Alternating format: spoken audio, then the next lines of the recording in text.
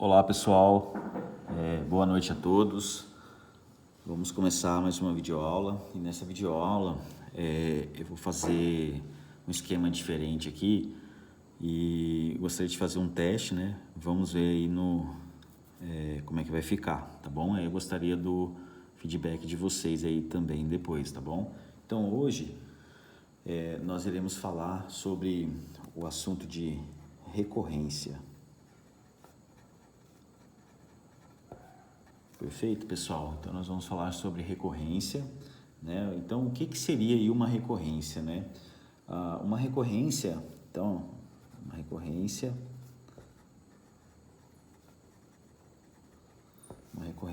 ela nada mais é do que uma expressão, tá bom? Uma expressão que dá aí o valor, que vai nos dar aí, que dá o valor de uma função,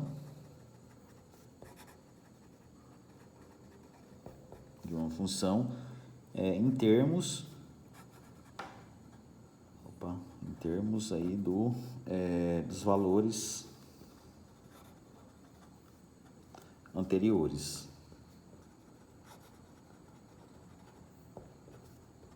Perfeito? Isso da mesma função. Bom, vocês se lembraram de alguma parte específica, né, de outros conteúdos aí que vocês já viram de outras disciplinas? Isso nos lembra o quê? Né? Quando uma função ela chama a si mesma, né? Desculpa, pessoal, quando ela chama a si mesma ou ela própria, né? Então, o que acontece? A gente tem aí o que? Uma função recursiva, né? Quando ela é uma função que ela chama a si mesma, né? Várias vezes aí, tá bom? Então, a gente tem aí um exemplo de função recursiva. Bom,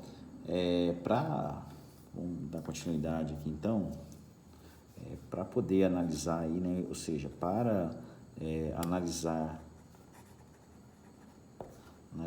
o consumo, né? O consumo de tempo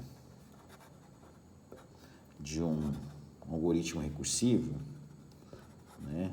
Ou seja, de um algoritmo recursivo, então vai ser necessário aí, né? É necessário resolver uma recorrência, tá bom? Então a gente tem que ter sempre isso em mente, resolver uma recorrência. Perfeito, pessoal? Bom, para resolvermos aí então uma equação de recorrência, né? Então, para resolver uma equação, né? E aí nós vamos ver que pode ser tanto uma equação quanto inequação, tá? De recorrência significa obter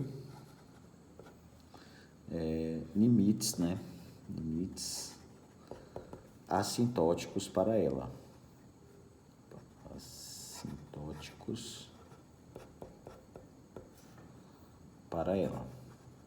Perfeito, pessoal? Desculpem aqui, pessoal, estou escrevendo o mais rápido possível aqui, tá bom? Para não prolongar muito a nossa videoaula.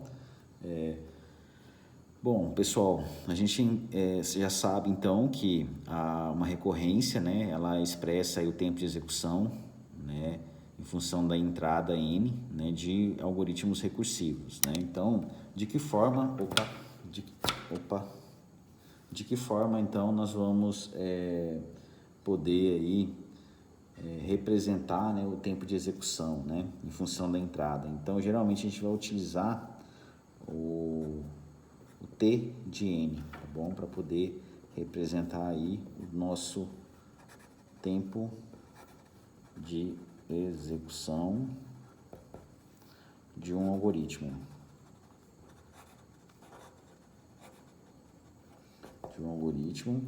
Considerando considerando uma entrada de tamanho n, tá bom? Uma entrada de tamanho n.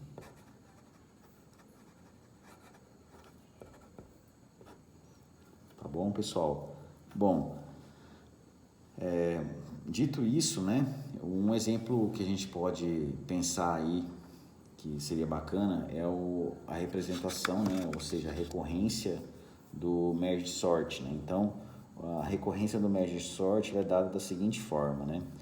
Então, é um t de n, né, ou seja, o tempo de execução do algoritmo merge sort, né? Lembrando que é um algoritmo recursivo, né, de ordenação.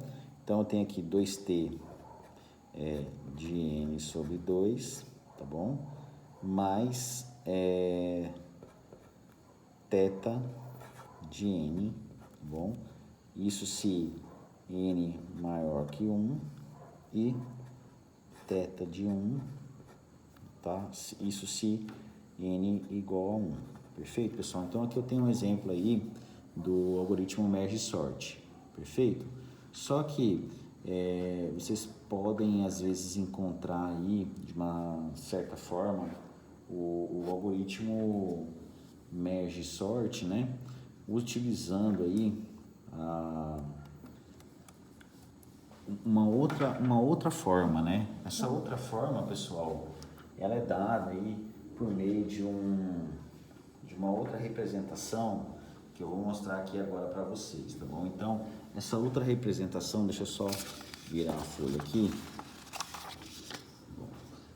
A gente pode utilizar da seguinte forma aqui, né? Uma outra forma, né, de representar aí a recorrência aí do algoritmo merge sort, perfeito? Então aqui eu tenho θ de 1, tá bom?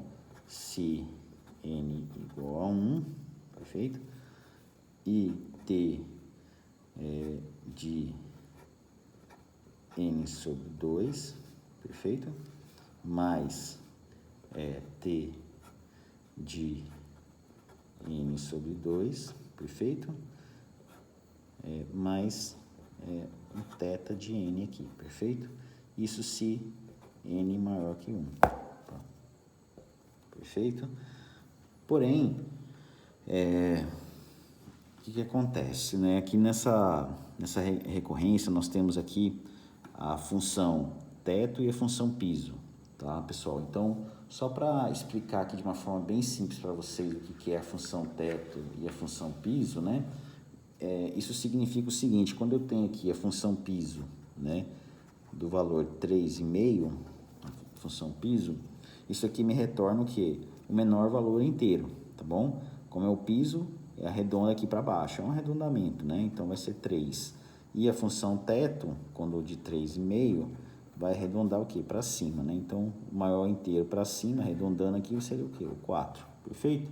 Então, só para poder ilustrar aí que essa daqui é a função piso, né? E aqui é a função teto, perfeito?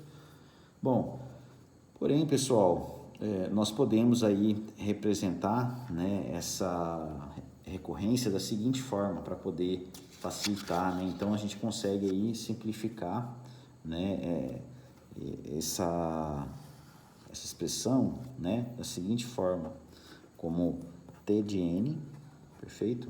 Igual a 2t, consigo representá-lo assim, 2t de n sobre 2, tá bom? Mais uma função aí, θ de n, qualquer aí, tá bom? Perfeito? Bom, vamos passar alguns exemplos aqui agora, porque eu acho que vai facilitar o entendimento aí para vocês, tá bom? Então, eu vou passar aqui agora o exemplo, né, um exemplo clássico aí do Fibonacci, né? Então, a gente consegue representar aí o Fibonacci, né? Fibonacci, o f de n, perfeito? Então, eu tenho aqui um f de n é igual aí a 1 se n igual a 0, n vezes f de n menos 1, se n maior ou igual a 1, perfeito? Então, uma forma de resolver aqui, né, bem simples, de resolver essa recorrência, né, é utilizando aí o método da expansão, né? Porém, nós não vamos nos preocupar assim de primeira mão, né, sobre os métodos, né? Então, eu vou comentar cada um dos métodos de resolução, né, ou seja, os principais métodos de resolução de recorrências, perfeito? Então, não se preocupe. Para resolvermos essa recorrência de uma forma bem simples, utilizando aí o método da expansão, né? Por enquanto ainda não vou entrar em detalhes, mas basta fazer o seguinte, né? Então, aplicando o método da expansão aqui, método da expansão, perfeito? Então, para resolvermos aqui, basta fazer o seguinte, eu tenho aqui um f de n, perfeito? Que é igual a um n vezes f de n menos 1, perfeito? Que é igual a n vezes f n menos 1 vezes, aqui não precisa colocar o f, tá, pessoal? Porque como se ele já fizesse aqui, né, o f de n menos 1, né, e agora chamasse aqui o anterior a ele, né, a chamada anterior. Então, f de n menos 2, tá bom? Então, desculpe aqui, não tem esse f aqui, perfeito? Então, aqui ele vai fazendo isso daqui, né, de forma até o caso base, perfeito, pessoal? Então, até o caso base aqui. O que acontece? Aqui, então, vai ser n vezes n menos 1, vezes um n menos 2, tá bom? Até o que? Até chegar o que? O 2, né? Vezes 1, vezes 1, perfeito? Por que isso? Porque quando eu tenho aqui quando eu tenho aqui n igual a 3, né? N igual a 2 e n igual a 1, né? Então, eu vou chegar nesses valores de n aqui. Aqui, então, eu vou ter f de n menos 1 seria o que? F de 2 aqui. Aqui eu teria o que? O f de 1, a chamada de f de 1, até o que? A chamada f0, né? Então, ou seja, eu vou expandindo a recorrência até chegar no caso base, perfeito? Então, fui expandindo aqui. A gente pode perceber que qual é o comportamento dessa função, né? Ou seja, do Fibonacci, né? Que ele é o quê? Fatorial, concorda comigo, pessoal? Que número que a gente multiplica pelo anterior e o anterior desse anterior, né? Por exemplo, quando eu tenho aqui 5 vezes 4 vezes 3 vezes 2 vezes 1, isso aqui é o quê? 5 vezes 4, 20, 20 vezes 3, 60, 60 vezes 2, 120, né? Então, isso aqui é o fatorial de 5, né? Então, é 5 fatorial. Então, a gente chega à conclusão que o Fibonacci, né? A complexidade do Fibonacci recursivo é o que? F de n, tá bom? É igual ao que? A n fatorial. Perfeito, pessoal? Então, aqui a gente resolveu aqui de uma forma bem simples aí a recorrência de Fibonacci. Perfeito?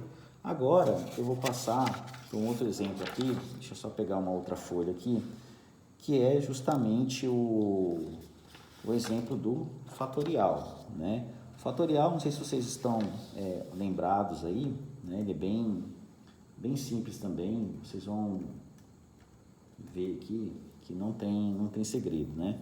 Então, eu tenho aqui basicamente uma função fatorial, né? Ou seja, onde eu tenho aqui int fat, né? Ou seja, int n, perfeito?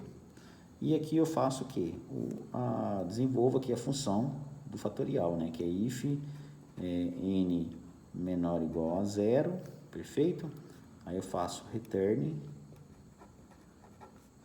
1, else, return n vezes fat de n menos menos 1. Perfeito, pessoal? Então, aqui eu encerro aqui a nossa função fatorial. Perfeito? Então, essa função fatorial, né, ela pode ser expressa, né, da seguinte forma, pensando aí numa recorrência, né? Então, a recorrência pode ser escrita da seguinte forma, né? Tem um t de n, que é igual a um t de n menos 1, mais uma constante, tá bom? Isso para n maior que 0, e eu tenho t de n, né, até um d, né, que é igual a um d, né, seria o caso base, isso para n menor ou igual a 0, perfeito? Então, de que forma nós podemos resolver, né, essa recorrência, né? Vocês vão ver que ela é bem simples, né, de ser resolvida. Basta fazer o seguinte, eu tenho aqui um t de n, perfeito? Que é igual a um t de n menos 1 mais c, perfeito? Desenvolvendo isso aqui, essa recorrência, também utilizando o método da expansão, né? Esse vai ser o principal método aí que nós vamos utilizar, o método da expansão, perfeito?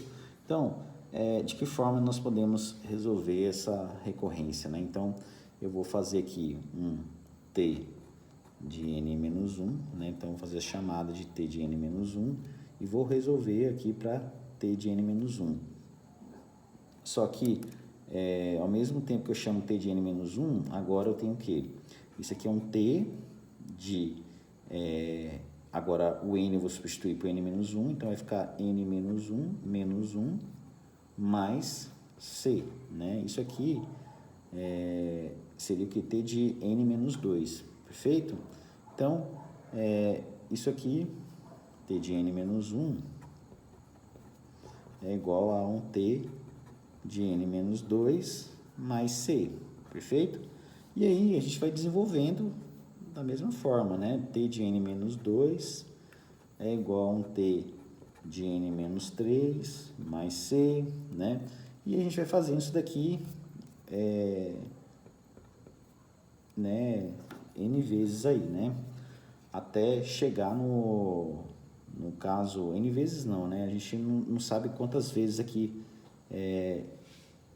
a gente vai conseguir desenvolver, né, essa recorrência, né? Isso não vai importar aqui para nós, né? O que importa, na verdade, é chegar onde?